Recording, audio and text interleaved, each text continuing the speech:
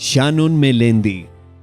En 1994, el condado de Georgia fue sacudido por un terrible suceso que marcó un antes y un después en la historia de este pueblo. Shannon Melendi, una estudiante universitaria de 19 años de edad, desapareció sin dejar rastro de su posible paradero. No fue hasta 12 años más tarde que la verdad finalmente salió a la luz. Shannon Melendi nació en Miami, Florida, el 20 de octubre de 1974, perteneciente a una pequeña familia conformada por sus padres y su hermana Monique y Shannon. Durante su crecimiento, sus padres le enseñaron el valor de una educación de calidad y que este fuera su máxima prioridad, por lo que Shannon, en sus años escolares, destacó por ser una de las más aplicadas de su clase. Aparte de ello, también encontraba tiempo para formar parte de diversos clubes y actividades en la escuela, donde también aventajaba a sus compañeros en excelencia y conocimiento. Fue ahí donde descubrió que por vocación le gustaría dedicarse a la política o al derecho. Dirigió el club de debate de su escuela y en su último año logró dirigirse al Congreso de los Estados Unidos y a la Asamblea General de la ONU como parte de los programas de educación especial. Después de estos acontecimientos, Shannon decidió que quería trabajar en el Tribunal Supremo. Para lograrlo, necesitaba obtener una buena licenciatura en Derecho, por lo que empezó a enviar solicitudes a las principales universidades del país. Debido a sus excelentes calificaciones y todas las actividades y clubes a los que formó parte, todas las universidades estuvieron dispuestos a aceptarla. Finalmente se decidió por la Universidad Emory, ubicada en Atlanta, Georgia, que además de ser una de las 20 mejores universidades del país, le ofrecieron una beca anual de $15,000 que podía disfrutar durante los primeros 4 años de sus estudios y así cubrir la mayor parte de los gastos de su matrícula universitaria. Se dirigió a Atlanta para iniciar sus estudios. La universidad causó una gran impresión en Shannon, pues logró instalarse rápidamente y hacer muchos amigos. A pesar de que la beca que había recibido le ayudaba a cubrir sus gastos, Shannon decidió conseguir un trabajo de medio tiempo. Cerca de su residencia había un campo de softball donde necesitaban empleados. Shannon consiguió el trabajo. Parte del mismo consistía en vigilar el marcador de los partidos y cambiar los resultados.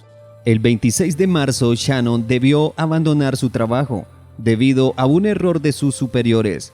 Aquella mañana, otra compañera de Shannon debía llevar el marcador de los partidos, pero por error, Shannon fue añadida al horario, pero aceptó trabajar en el partido. Shannon llegó al estadio alrededor de las 8:40 y después de 4 horas su turno había terminado. Después del trabajo, usualmente la chica paraba en una estación de servicios para hacer compras rápidas. Ese día no fue la excepción. La única diferencia es que después de ese día jamás se le volvió a ver. Los directores del estadio esperaron que volviera tras el descanso para entregar el acta del partido, pero eso nunca sucedió. La primera en sospechar que algo andaba mal fue su amiga y compañera de piso, Athena, quien al percatarse de que Shannon no había vuelto a su residencia por la noche, era inusual que eso sucediera, porque aparte de su piso, Shannon no tenía otro lugar donde pasar la noche y era poco probable que se quedara con alguien sin avisar.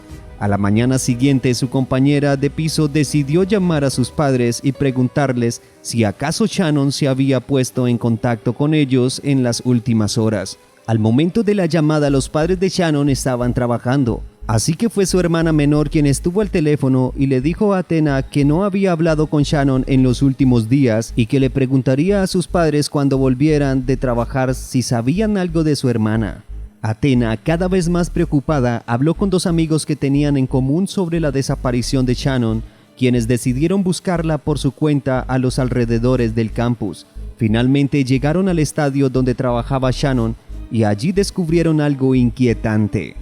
Al acercarse al lugar, se fijaron en la gasolinera donde usualmente Shannon paraba y para su sorpresa, el auto de su amiga estaba estacionado en el lugar. El auto era un Nissan 280 SX negro que le habían regalado sus padres. Cuando se acercaron al auto se dieron cuenta que el auto estaba vacío, pero las llaves estaban dentro y las puertas estaban abiertas. Esto causó ansiedad en los amigos de Shannon, pues esta jamás se iría y dejaría su auto abandonado, mucho menos con las puertas abiertas y las llaves dentro de él. Cuando empezaron a sospechar que algo podía andar mal con su amiga, decidieron informar a la policía. Pero los agentes solo echaron un vistazo al auto y alegaron que probablemente Shannon se había ido por su cuenta, pues no había indicios de un posible delito, ya que no había sangre ni signos de lucha en el coche. Solo le aconsejaron a los amigos que no se preocuparan y no se molestaron ni siquiera en tomar huellas dactilares del volante y las puertas. Además, le pidieron a Athena que se llevara el auto al aparcamiento de la universidad. Los agentes hablaron con los empleados de la gasolinera, quienes le confirmaron que habían visto a Shannon alrededor del mediodía del día anterior, pero que no notaron nada sospechoso, por lo que siguieron con la idea de que Shannon se había ido por su propia cuenta, y esa fue la versión oficial que la policía dio a los habitantes del lugar. Esa noche, al conocer la noticia, los padres de Shannon viajaron inmediatamente a Atlanta para participar en la búsqueda de su hija.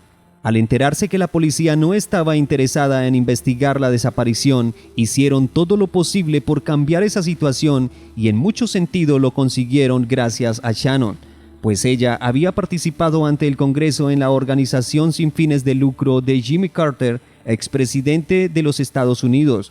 Los padres de Shannon le informaron que la chica había desaparecido y él junto al senador Bob Graham consiguieron que el FBI se involucrara en el caso.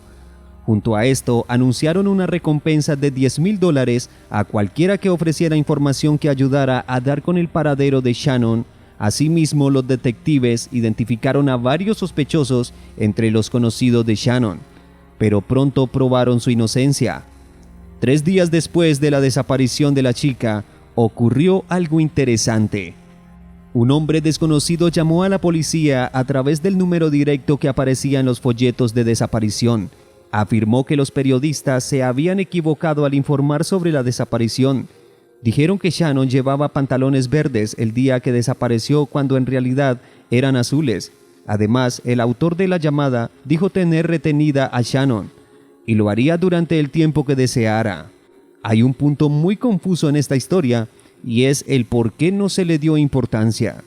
A pesar de que la persona que llamó dijo que tenía a Shannon, las fuerzas policiales aún seguían alegando que Shannon se había ido a un lugar por su cuenta. La situación se prolongó durante varios días más, hasta que una persona no identificada hizo una segunda llamada el 6 de abril. Esta vez llamó al centro de asesoramiento de la universidad y dijo que tenía a Shannon y que se encontraba bien. Prometió llamar más tarde para negociar su regreso. También dijo que dejaría el anillo de Shannon en algún lugar para que la policía cercana al lugar de donde estaba llamando confirmara sus palabras. Esta vez el FBI rastreó la llamada y descubrió que se hizo desde un teléfono público situado cerca de un Burger King en los suburbios de Atlanta. Los detectives se dirigieron al lugar y al llegar encontraron el anillo en una bolsa de tela envuelta en cinta adhesiva. Los padres confirmaron que ciertamente el anillo pertenecía a Shannon. En primera instancia, esta noticia fue un verdadero alivio para los padres de la chica, pues se encendió la esperanza de volver a ver a su hija con vida. Pero el agresor no volvió a comunicarse con ellos para plantear sus exigencias y devolver a Shannon sana y salva. Esto llevó a las fuerzas del orden a reclasificar este caso de desaparición a secuestro. El departamento de policía nombró a un nuevo detective jefe, quien inmediatamente señaló la falta de ética y profesionalidad de sus predecesores. Según dijo que todas, a la mayoría de sus acciones y decisiones habían sido defectuosas, pues nunca hicieron una recolección de pistas, no tomaron huellas y además pidieron a alguien más que moviera el auto a otro sitio, y repudió el hecho de que no se haya tomado en serio este caso ni se haya investigado. Y en vez de ello, solo se haya pensado que la chica se había escapado a algún lugar y que volvería pronto. Con todo esto en mente, los nuevos investigadores decidieron seguir todas las pistas posibles y rearmar este caso desde el principio. El primer lugar en el que se centraron fue en el campo de softball, que fue uno de los lugares donde Shannon fue vista por última vez el día que desapareció. La situación se complicó, ya que habían pasado varias semanas desde la desaparición de la chica y el caso ya se estaba enfriando. Además, ese día hubo un partido del campeonato en el campo, por lo tanto el número de visitantes y participantes supera varios centenares. Los detectives intentaron entrevistar al mayor número de personas, instándolas a recordar cualquier momento sospechoso en aquel partido. Muchos de aquellos entrevistados contaron la misma historia, que era que la única rareza que habían notado aquel día era el comportamiento del árbitro llamado Calvin Hilton. Según los jugadores y el personal del estadio, este despreciaba enormemente su trabajo y que estaba distraído todo el tiempo, incluso en momentos clave de los partidos. En vez de cumplir con sus obligaciones, intentaba constantemente conversar con Shannon e invitarla a salir.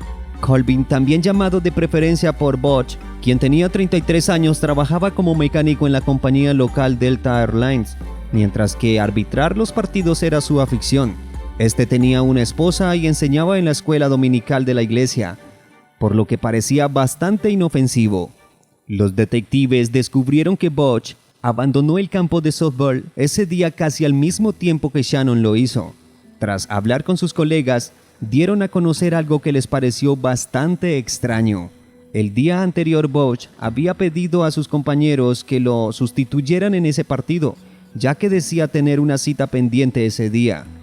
Todos sabían que Butch estaba casado, pero declaró que su mujer estaba fuera de la ciudad por unos días. Ante la negativa de sus compañeros, este llamó a su jefe y le dijo que dejaría el partido antes del tiempo con la excusa de que la mujer de su hermano estaba en el hospital y que no tenían con quién dejar a los niños. Lo extraño es que Butch regresó al estadio 2 horas después de haberse marchado y llevaba aún puesto el uniforme de árbitro. Entró en los vestidores, se cambió y se fue.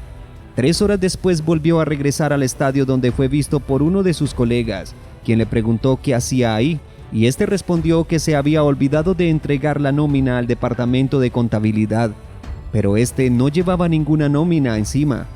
Además, Butch preguntó a su colega si había visto dónde estaba aparcado su auto. Para alguien que acababa de estacionarse, esta pregunta sonaba muy extraña. Los investigadores interrogaron a Butch y este negó tener algo que ver en la desaparición de la chica. Según él, al salir del estadio se fue directamente a su casa. Para confirmar su versión y coartada, mostró a los detectives varias llamadas salientes desde su teléfono que fueron hechas menos de 40 minutos después de abandonar el estadio. Los investigadores sugirieron a Butch a realizar una prueba de polígrafo, quien aceptó hacerla. Pero no lo pasó, pues casi todas las respuestas se consideraron falsas. Pero eso no fue suficiente para detenerlo. Sin pruebas, tuvieron que dejarlo libre. Pero con las pruebas circunstanciales en su contra, los investigadores lograron obtener una orden de registro de su propiedad, que por cierto estaba ubicada a poca distancia del establecimiento de hamburguesas donde la policía había encontrado el anillo de Shannon. Los vecinos de Butch dieron declaraciones bastante curiosas a los investigadores. Una de ellas era que Butch había encendido una hoguera en la madrugada del día siguiente a la desaparición de Shannon. Más tarde llamó a su padre y le pidió una sierra de mano y le dijo que un árbol había caído sobre su auto. Los detectives acudieron a la casa del hombre con sus perros investigadores. Sin embargo, no encontraron nada que diera indicio a la presencia de Shannon en el lugar. Pero sí encontraron algo bastante interesante en la propiedad. Habían 3 lugares con el suelo recién cubierto. Al desenterrarlos, descubrieron algo bastante espeluznante. Bajo el suelo habían docenas de prendas de vestir y zapatos de mujer, así como un saco de dormir y varias tarjetas de puntuación de campos de softball. Los expertos examinaron la ropa desenterrada y mostraron fotos a los padres de Shannon a ver si reconocían alguna de esas prendas como algo de su hija, quienes concluyeron que ninguna de estas pertenecía a la chica. Butch dijo que no tenía ni idea de dónde provenían esos escondites en su patio, y sugirió que probablemente esas cosas habían sido dejadas allí por los antiguos propietarios de la casa. En este punto, la policía se encontraba en una situación delicada. Muchos hechos apuntaban a que Bosch estaba implicado en la desaparición de Shannon, pero al mismo tiempo, ninguna de las evidencias parecía ser suficiente para involucrarlo directamente en el caso. Por tanto, esperaban que la revisión más detallada del auto de la chica diera mejores resultados y más evidencias para descubrir la verdad. Pero no tuvieron suerte. Como la policía no tomó huellas dactilares ni buscó más pruebas el primer día de la desaparición, ya los expertos no pudieron encontrarlas. Pero llegaron a una conclusión interesante. Alguien había limpiado cuidadosamente el auto, encargándose de destruir cualquier posible rastro. En uno de sus intentos de encontrar pruebas contundentes en contra de Bosch, uno de los detectives desenterró un dato realmente interesante, pues examinó la bolsa que contenía el anillo de Shannon y descubrió que esos artículos únicamente se fabrican para la venta al por mayor. El investigador se puso en contacto con el propietario de la empresa donde se elaboran y este le dijo que el único comprador de este tipo de bolsas en el estado de Georgia era Delta Airlines, a lo que la empresa declaró que estas bolsas las utilizan los mecánicos para guardar pequeñas piezas de aviones. Recordemos que Bosch trabajaba como mecánico en la empresa Delta Airlines. Por si fuera poco, los detectives revisaron todo el asunto del anillo muy a fondo y encontraron otra pequeña pista. En el auto de Bosch encontraron trozos de la misma cinta adhesiva en la que estaba envuelta la bolsa donde se encontraba el anillo de Shannon. En la misma cinta, los investigadores encontraron restos del mismo metal, el cual examinaron su composición y concluyeron que este tipo de metal solo se utiliza en la industria aeronáutica. A pesar de todas las pruebas, el caso se vio estancado durante muchos meses. Los investigadores y los padres de Shannon estaban convencidos de que Bosch estaba detrás de todo esto, pero no encontraban la prueba que lo vinculara directamente con el caso. Todo lo que tenían era únicamente circunstancial. En cuanto la compañía aérea se enteró de la sospecha de la policía sobre Bosch, este fue despedido inmediatamente. Antes de irse, este habló burlonamente con sus compañeros y se jactó de ser sospechoso en un caso de secuestro, lo que causó incomodidad entre sus colegas respecto a sus comportamientos. Los investigadores examinaron los antecedentes de Bosch y descubrieron que él mismo tenía en su haber un historial delictivo bastante impresionante, algo que no se supo desde el principio de la investigación, puesto que en los años 90 no existía aún una base de datos criminales avanzadas. Bosch cometió su primer delito cuando aún era menor de edad. Consiguió un trabajo de medio tiempo y un día fue a casa de su jefe, donde solo estaba su mujer. En un intento fallido de Bosch por atar a la mujer, esta le convenció que si se marchaba, ella no le contaría a nadie lo que había ocurrido. Bosch le creyó y salió de la casa, a lo que la mujer llamó inmediatamente a la policía.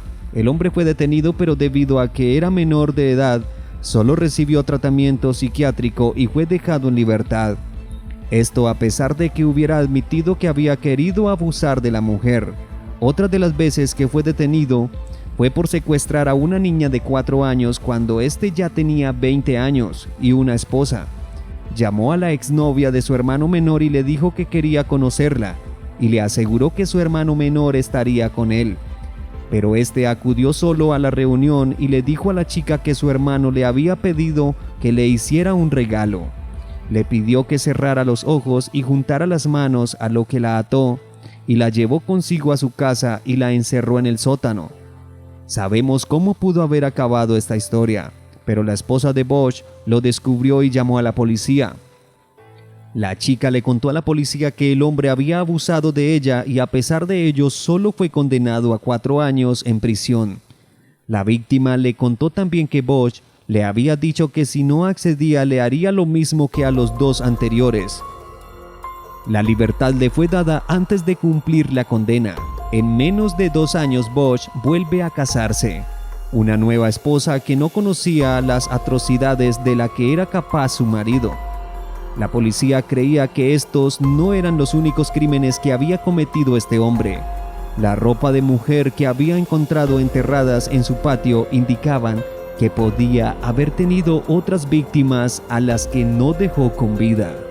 Los investigadores del caso de Shannon nunca consiguieron presentar cargos contra Bosch en el caso por falta de pruebas contundentes en su contra. Por más que se esforzaban en conseguir nuevas pruebas, parecía que todos sus esfuerzos eran en vano. Bosch fue puesto en libertad en el 2003, luego de pasar 8 años en prisión. En todo ese tiempo, la policía no fue capaz de acusarle directamente como el secuestrador de Shannon y mucho menos de obtener información acerca de dónde podría encontrarse la chica. Pero mientras estuvo en prisión, se encargó de insinuarle a los demás reos cuál fue su implicación en el caso, a lo que varios de ellos accedieron a testificar en su contra. La entrevista se extendió a unos 10 reclusos. Uno de ellos dijo que despertó a mitad de la noche por un grito de su compañero de celda.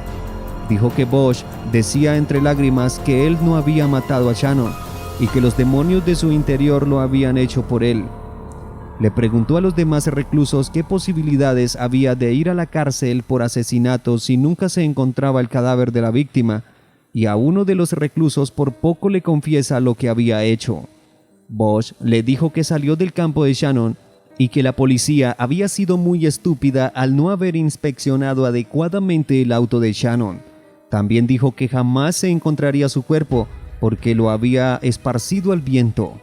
Gracias a estas declaraciones y a las pruebas circunstanciales que ya había recolectado, los investigadores tuvieron la oportunidad de llevar el caso a juicio y finalmente 6 meses después, ya en el año 2004, detuvieron a Bosch y por primera vez se le pudo acusar con todas las pruebas por el secuestro y asesinato de Shannon Melendi. Según la investigación, Bosch vio a Shannon en una gasolinera y con algún pretexto la atrajo hasta su auto y a continuación la amenazó y la llevó hasta su casa. Se presume que la obligó a conducir su auto, mientras la amenazaba con un arma blanca. Después la encerró en la casa y condujo de nuevo al estadio aparcando el auto de la chica en la gasolinera, donde dejó las llaves, limpió las huellas y se fue. Cuando regresó a casa pudo haber abusado de la chica, matarla y deshacerse del cadáver. Pocas personas dudaban de que se le pudiera hacer un juicio. Es bien sabida la frase de «sin cuerpo no hay delito». Y en la mayoría de los casos, esta es la realidad que se refleja. Es muy difícil culpar a alguien de cometer un asesinato si ni siquiera alguien ha visto el cadáver de la persona. Hasta ese momento no se había visto un caso donde el tribunal hubiera condenado a alguien de asesinato sin haber encontrado el cadáver. Pero los investigadores se esforzaron al máximo por utilizar todas estas pruebas circunstanciales y ponerlo en la escena del crimen como el autor del secuestro y asesinato de Shannon Melendi. Sin embargo, seguía declarando su inocencia ante el jurado, quienes tardaron 3 días en dar un veredicto que terminara en la decisión de declarar a Bosch culpable, por lo que fue condenado a cadena perpetua. En ese momento tenía 43 años y en teoría se suponía que pasaría lo que le restaba de vida entre rejas, pero no estuvo exento al derecho de poder solicitar la libertad condicional cada 7 años, según las disposiciones legales vigentes al momento del asesinato. Bosch intentó impugnar la decisión del tribunal, pero fracasó y 2 años después, en 2006, ocurrió algo inesperado. Bosch decidió confesar su crimen. Su historia coincidía casi de manera exacta con la versión armada por los investigadores. Dijo haber estado dormido y despertarse a medianoche en pánico, por lo que decidió ir a donde tenía a Shannon y poner una corbata alrededor del cuello de la chica mientras ésta dormía. Luego pasó horas preguntándose qué haría con el cadáver, por lo que en la mañana decidió quemarlo. Prendiendo una gran hoguera y añadiendo combustible, quemó el cadáver de Shannon. Se cambió de ropa y se fue a su culto religioso. Según él, al volver a casa, el fuego supuestamente había destruido todos los restos. Dijo que el insoportable peso de la culpa le hizo confesar lo que había hecho y que en el momento en el que realizó las llamadas a la policía y a la universidad, diciendo que Shannon estaba bien, ya se había deshecho de su cadáver. ¿Acaso podría existir algún sentido de culpa y remordimiento en alguien que comete estos actos atroces una y otra vez? La misma persona que contó cómo los restos de Shannon fueron consumidos por el fuego, solo dejando cenizas, mismas que solo arrojó a las vías del tren. Solo había una razón. Bosch sabía que nunca saldría en libertad y decidió jugar al juego del remordimiento. La próxima petición de libertad condicional será en 2025, cuando tenga 64 años. Los padres de Shannon siguen luchando a través de firmas para que nunca sea puesto en libertad. El único interrogante hasta hoy es: ¿de quién eran las pertenencias que se encontraron en el patio de Bosch? ¿Acaso estuvo implicado en el asesinato de más chicas? Déjanos en comentarios tu opinión acerca de estas interrogantes. Y si te ha gustado el video, dale like y suscríbete en este canal. Todas las semanas estaré subiendo contenido como este.